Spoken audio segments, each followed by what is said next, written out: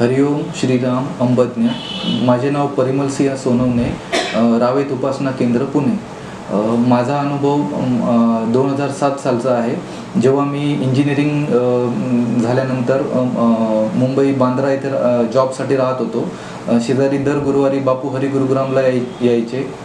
मला उपासनेला दर गुरुवारी माझी उपासना व्हायची, बापूंचं दर्शन व्हायचं मला। आणि त्या काळात तेव्हा मी मला पुण्याला शिफ्ट व्हायचे होते। मी 2007 साली मी जेव्हा हॉस्टेलच्या सर्व फॉर्मॅलिटीज कंप्लीट केल्या, संध्याकाळची वेळ होती 7-7:30 वाजता, आणि मी तिथे साईन वगैरे केली आणि माझ्याकडे पूर्ण माझे इंजिनिअरिंगचे बुक्स असलेली मोठी बॅग होती। मग आणि तेवढ्यात एक पांढरा शर्ट काळी पॅन्ट घातलेली व्यक्ती तिथे येऊन उभी राहिली आणि मला सांगितलं, अरे आपली भेट झाली होती, मी मित्र तुझा। मग मी म्हटलं ठीक आहे। मला तेव्हा कळलं नाही की नेमकं कोण होतं। तेव्हा मी साईन वगैरे केली, सगळं केलं।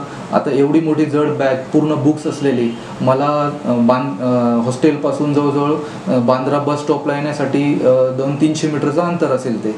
तर मग माझ्या मनामध्ये सारखं हे चालू होतं की मनामध्ये विचार होते, एवढं ही बॅग आता तिथपर्यंत न्यायची कशी, रिक्षा वगैरे तर पकडायची किंवा कसे काय।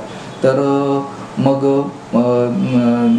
त्या व्यक्तीने म्हणजे त्यांनी मला सांगितलं की चल मी तुला सोडून देतो बस स्टॉपवर।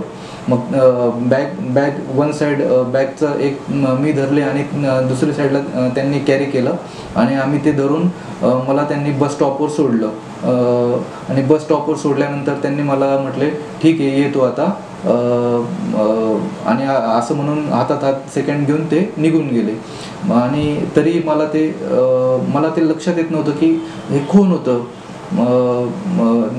नंतर मी त्या दिवशी बस पकडली, बोरिवलीला गेलो, पण तरी माझ्या मनामध्ये सारखं येत होतं।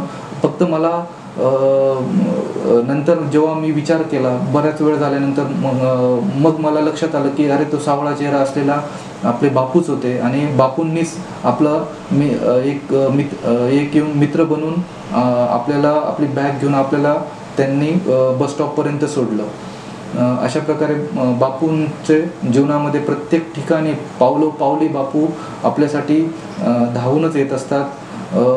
तुम्ही कुठेही असा, काहीही असा, बापूंची प्रचिती आपल्याला येतच असते।